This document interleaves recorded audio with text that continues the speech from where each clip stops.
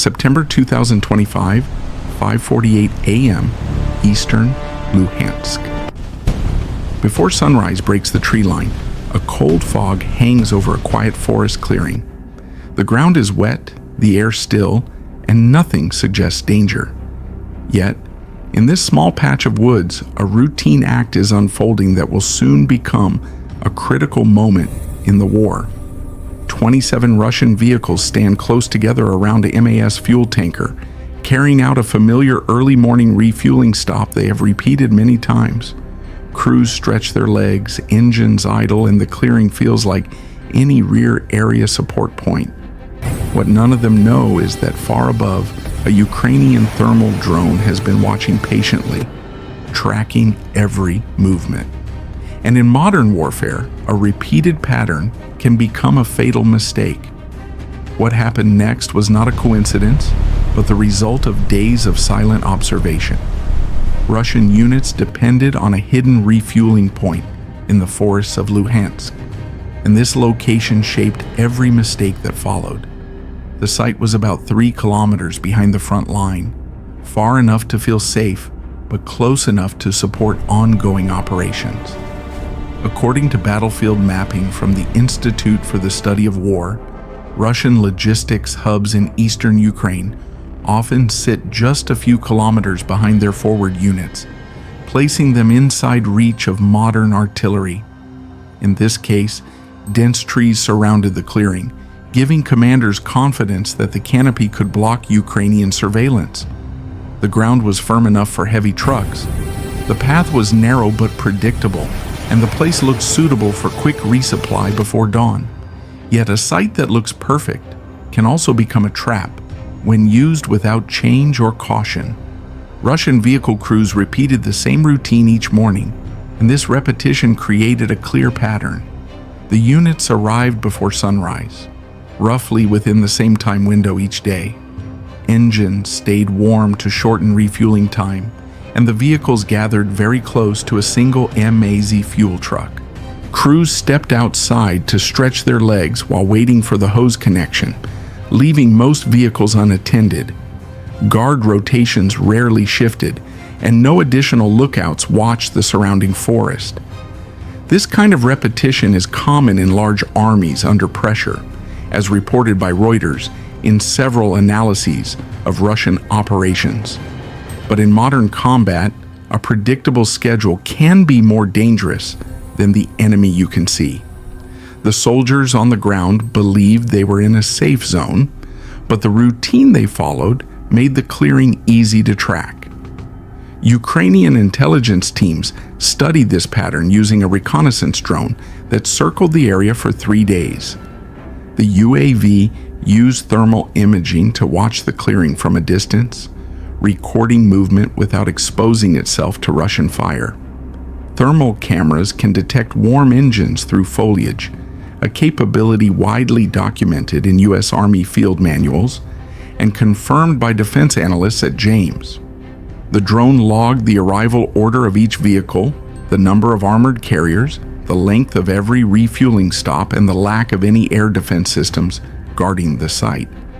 It also showed that Russian soldiers often stood outside their vehicles, creating soft targets in the open. By comparing these recordings, Ukrainian analysts identified the exact moments when the clearing was most crowded and least protected. The intelligence teams used this data to mark what they called the golden window, a short period when the Russian column was at maximum risk. Engines glowed clearly on the thermal feed, and the warm signatures made it easy to separate tanks from lighter vehicles. Crews stood near the fuel truck instead of sitting inside armored holes, and the MAZ tanker itself was a perfect ignition point for a larger blast. Vehicles were parked so close together that a single explosion could create a chain reaction. This combination of tight spacing, exposed personnel, and a full tanker made the clearing an ideal target for precision artillery fire. Reports from the Royal United Services Institute show that modern artillery becomes far deadlier when vehicles cluster tightly because fragmentation spreads through overlapping blast zones.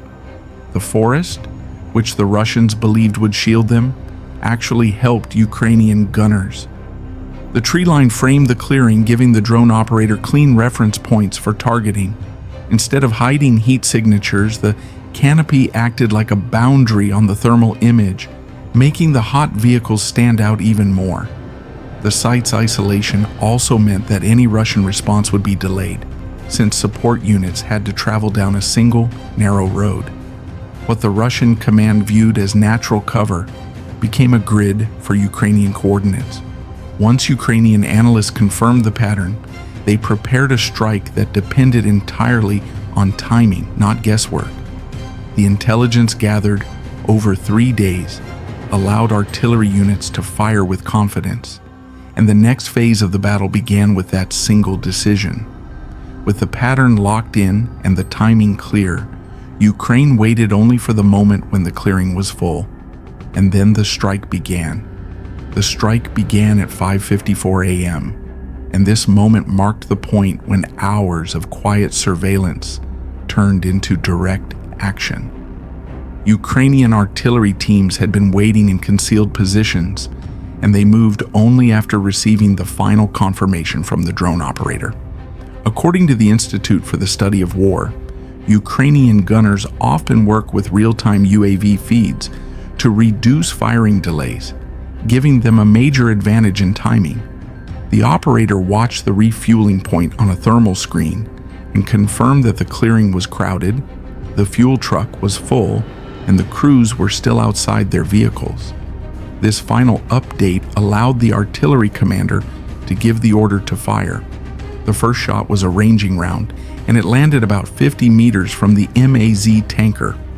A ranging shot is used to confirm distance and angle, and U.S. Army manuals explain that artillery crews often fire one test round before a full strike to ensure accuracy.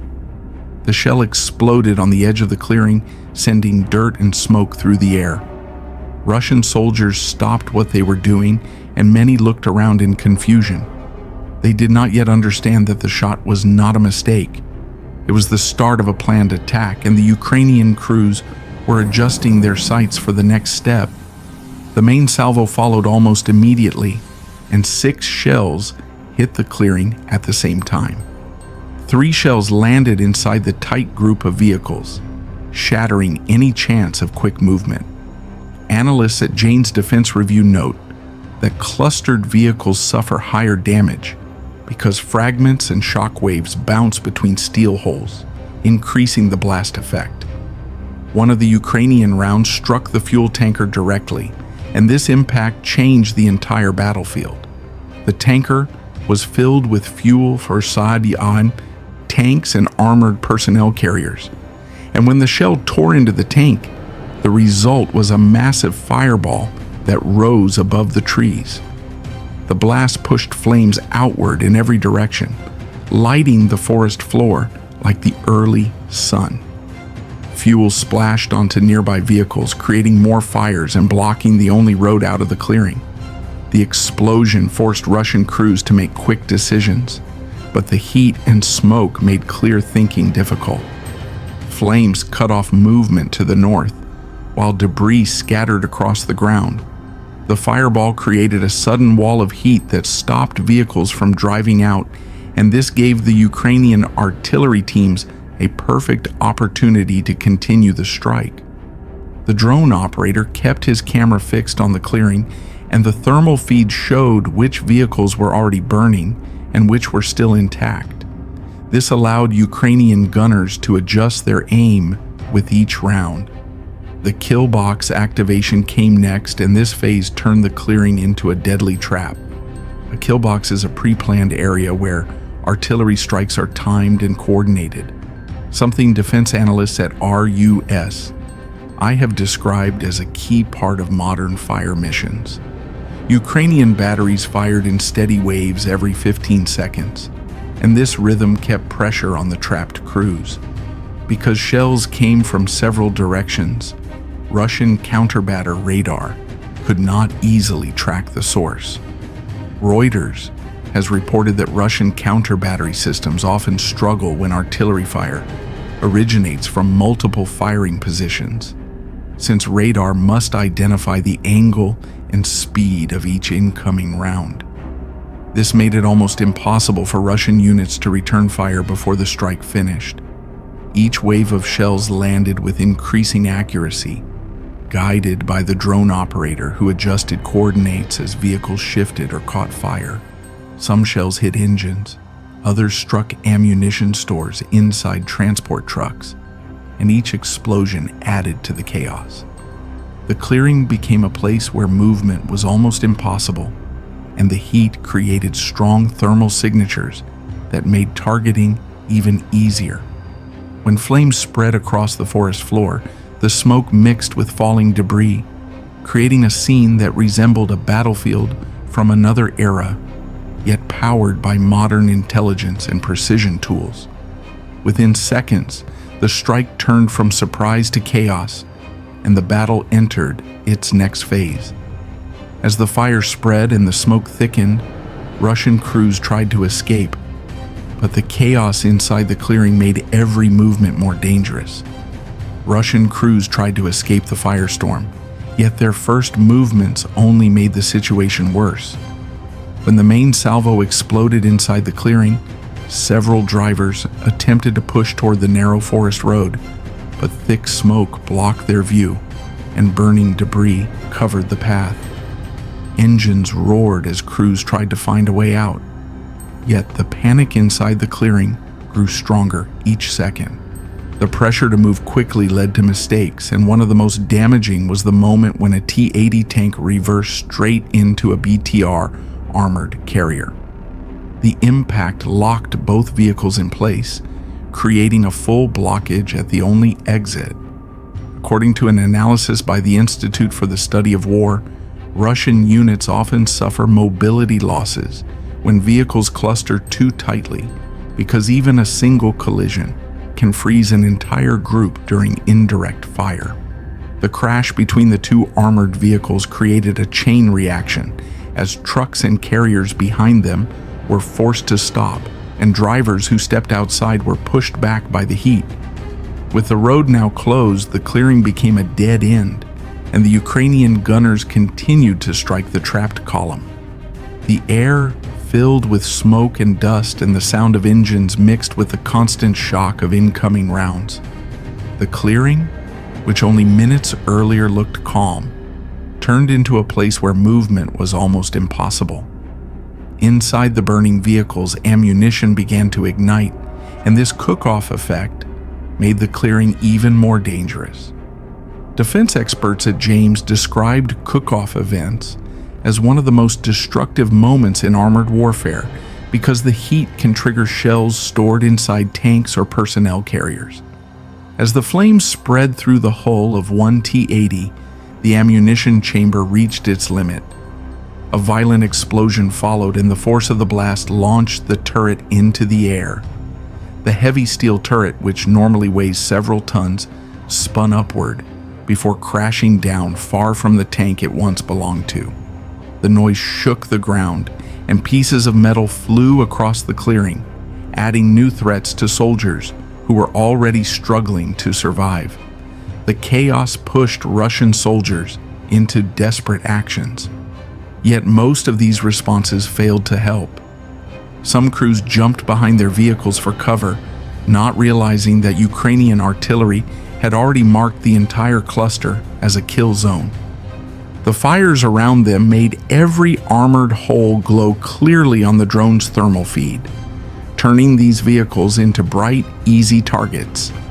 Other soldiers fired their rifles toward the tree line, but the smoke, darkness, and confusion made it impossible to see where the Ukrainian attack was coming from. Reports from Reuters note that Russian units have struggled repeatedly with battlefield awareness when facing drone-guided strikes, and this lack of information became clear during the attack. Soldiers on the ground did not know the direction of the fire or the number of Ukrainian units involved, and they could not find shelter in the open clearing. Ukrainian artillery teams kept the strike rhythm steady, and each wave landed with increasing accuracy. The drone operator updated coordinates in real time, allowing the gunners to adjust their aim as vehicles shifted positions or caught fire. This pattern of constant corrections mirrors tactics described by the Royal United Services Institute, which explains that drone-guided artillery can strike faster and more precisely than traditional methods. The Killbox remained active, and the clearing stayed under fire as long as Ukrainian forces needed to ensure the destruction of the entire column. The situation worsened for the Russians when a nearby command post attempted a rescue. 2 tanks were sent down the forest road, hoping to break through the fire and reach the burning trucks. Yet a Ukrainian anti-tank team was already waiting along the route, having predicted the exact point where support vehicles would appear. As soon as the first Russian tank cleared the trees, the Ukrainian team fired an ATGM, striking the turret and stopping the vehicle instantly. The second tank halted the moment it saw the explosion, and its commander realized they were entering an ambush. The crew called for artillery support, but Ukrainian gunners had already begun repositioning to avoid counter-battery fire. The Russian support attempt ended before it even reached the clearing.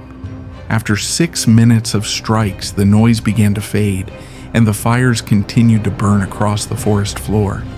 The clearing was no longer a refueling site, but a field of destroyed steel. The MAZ tanker was reduced to a crater. Armored vehicles burned in rows, and ammunition kept popping in the heat. The silence that followed marked the end of the strike, but not the end of the operation. When the smoke settled and the fires slowed, Ukrainian troops prepared to move in carefully. Knowing the shattered clearing still held dangers and critical intelligence, Ukrainian soldiers moved toward the destroyed clearing slowly, and this careful approach showed how dangerous the area remained, even after the shelling ended. The explosions had shaken the ground, and many vehicles still burned or smoked as the troops advanced through the trees. According to the Royal United Services Institute, unexploded rounds often remain inside armored vehicles after indirect fire, and these shells can detonate without warning. Because of this risk, the soldiers kept their distance from burning holes and listened closely for any unusual sounds. They also knew the possibility of Russian troops hiding in the damaged vehicles or in nearby ditches, so each step was measured and each movement controlled. The Ukrainian teams worked through the clearing in stages, and their first task was to secure the outer perimeter. Once they confirmed there were no immediate threats, they began documenting the scene with military cameras. Every destroyed or abandoned vehicle was photographed from several angles, and each entry was logged with notes that included vehicle type, hull number, ammunition load, and estimated condition. The Institute for the Study of War has reported that Ukrainian forces often collect battlefield evidence in this structured way because it helps analysts confirm which Russian units were present and what their mission might have been. The soldiers used gloves to remove loose metal and open hatches, and they placed identification tags on each vehicle before moving on to the next row of burned machines.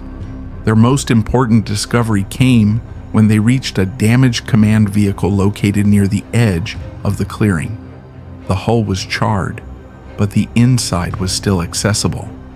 And when Ukrainian troops climbed into the compartment, they found several valuable documents. Among the debris were maps that showed Russian supply routes in the Luhansk sector, and the papers included markings that pointed to planned rotation points and fuel distribution lines. They also recovered radio equipment that had survived the fire, and inside its casing were partial communication logs. These documents contained frequency lists, call signs, and short notes on scheduled movements. According to a BBC Defense report, battlefield intelligence from destroyed command vehicles is often far more important than the vehicle itself, because the materials inside reveal how units coordinate and react under pressure. The value of these documents became clear once analysts reviewed them. They confirmed the structure of the Russian formation operating in that part of the front, and the notes helped identify which battalion had been using the refueling point. By comparing the documents with earlier reports, Ukrainian intelligence officers recognized patterns in the timing of Russian fuel deliveries and discovered how often support trucks moved between positions. This information exposed vulnerabilities in the Russian logistics chain, since repeated schedules and predictable routes made those convoys easier to target. The materials also revealed how thinly stretched Russian fuel resources were in the Luhansk area, showing that even one destroyed tanker could disrupt several days of planned movement. The cleared site also allowed Ukrainian analysts to calculate the full extent of Russian losses. Dozens of vehicles were either destroyed by fire or abandoned during the strike, and the crater left by the MAZ fuel truck showed how severe the initial blast had been. Charred T-80 holes lay scattered in the clearing, and several BTR and BMP carriers were burned beyond recognition. Because these armored carriers require trained crews, their loss represented more than missing hardware. Reuters has noted that replacing experienced personnel is far more difficult than replacing metal, and this point mattered greatly for the Russian units involved. The clearing also held piles of burned ammunition, shattered radios, and fuel drums that had melted in the heat. Each item added to the list of materials that Russia would need to replace before the battalion could move again. The intelligence gathered from the clearing reinforced the idea that the strike had accomplished far more than destroying vehicles. It showed how quickly a single attack could break the rhythm of an entire battalion, since every destroyed machine contributed to delays in movement, supply, and communication. The clearing filled with burned metal and scattered documents became a source of information that Ukraine could use to plan future operations. But the real significance of this strike extended far beyond the clearing itself, because the intelligence recovered here reshaped how both armies understood the months ahead. Ukraine gained a major advantage from this strike because it showed how a smaller force can defeat a larger one by using smarter tools and better timing. Although Ukraine has fewer tanks and artillery pieces than Russia, the Ukrainian army compensates with wide use of UAV surveillance, accurate fire missions, active ATGM teams, and flexible small unit tactics. Many of these methods are discussed in NATO training manuals, which highlight that drones give commanders a clear picture of enemy movements and allow artillery units to fire with much higher accuracy. The refueling point attack proved this idea in real time because the drone operator could guide every step of the strike and help the gunners adjust their aim until the clearing was completely destroyed. The core lesson from this event is simple. Modern warfare rewards armies that learn fast and punishes those that stay predictable. Ukraine used information to build an advantage, while Russia followed a routine that made the refueling point easy to target. The strike showed that the side that adapts first gains control of the battlefield even without superior numbers. All of this brings us back to the forest, clearing itself, and the message it now carries for every army watching this war. Today, that Luhansk clearing stands quiet, and the only sounds are wind in the trees and rain on twisted metal. Yet the ground still holds the memory of a 6-minute disaster for Russian forces. The crater where the fuel truck once stood has turned into a scar in the soil, and around it lie the wrecks of an entire battalion support column. A scene that proves there are no safe zones, no harmless habits, and no truly hidden corners in a war shaped by drones and long-range guns. Analysts who track this conflict, including teams at the Institute for the Study of War and the Royal United Services Institute, have warned that Russian logistics and repeated routines keep turning into easy targets for Ukrainian gunners. In a battlefield watched from above, the real strength belongs to the side that learns faster and refuses to move in patterns. So every quiet morning like that one becomes a warning to any army that still trusts habit more than adaptation. If you want more clear, honest breakdowns of how these mistakes keep putting Moscow at a disadvantage, make sure you subscribe to Military Force, turn on the bell, and stay with us for the next Frontline Report.